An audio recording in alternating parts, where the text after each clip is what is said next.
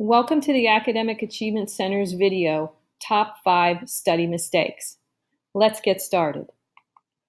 Our first study mistake is ignoring the 80-20 rule.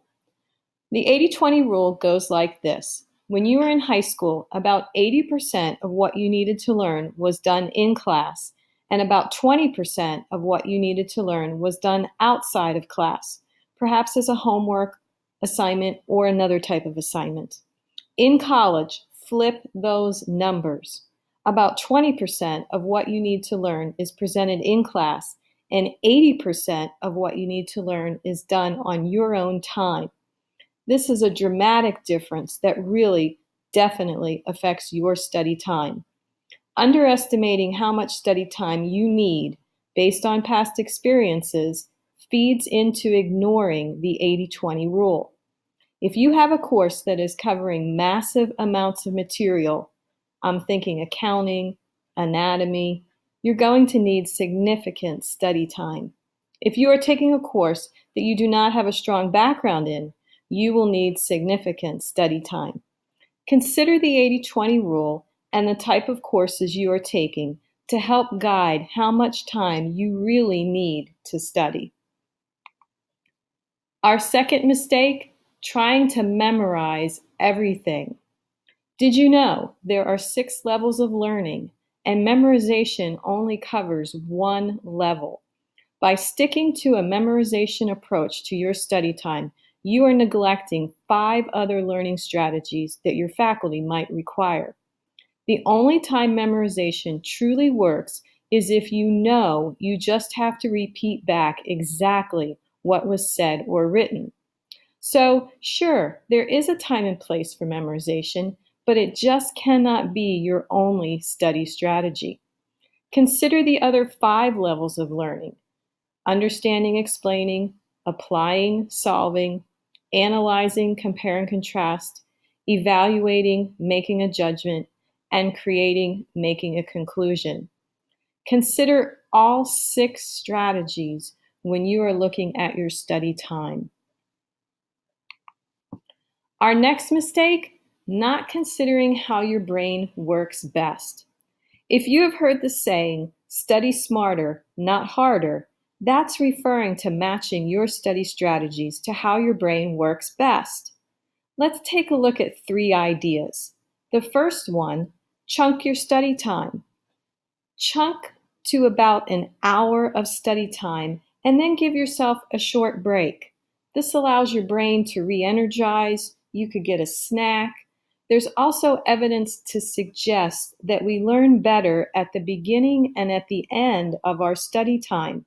So if we keep the middle short, then we're more likely to follow this idea.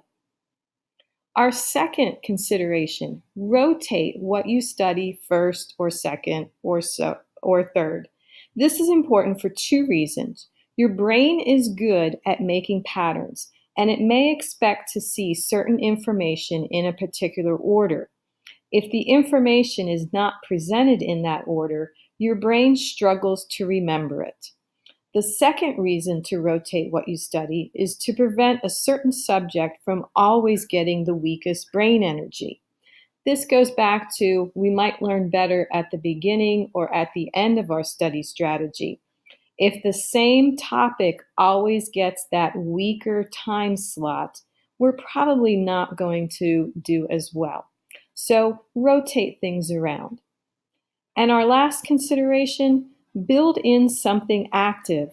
Our brains learn so much better if there's an active element in our study time.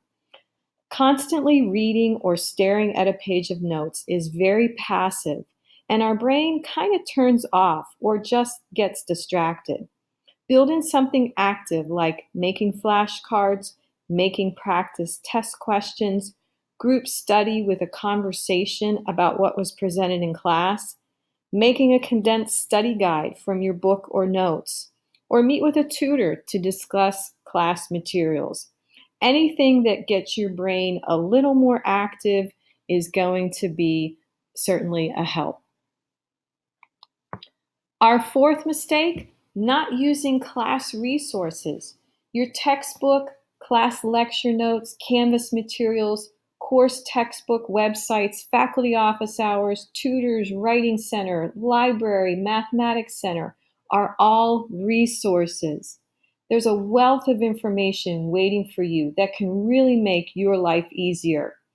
A couple of resources to check into include looking to see if the course textbook website might have a practice test or maybe a study guide that's already made. Getting your questions answered before a test by visiting your faculty office hours is a great way to use your resources. Plus, faculty love this. Working with a tutor, a writing center consultant, or the math center staff to strengthen your understanding of class materials. Again, great resources to use. Hey, if Seton Hill expected you to learn everything all by yourself, none of these resources would be in place. Seton Hill expects you will utilize resources to assist you in becoming the best student you can be.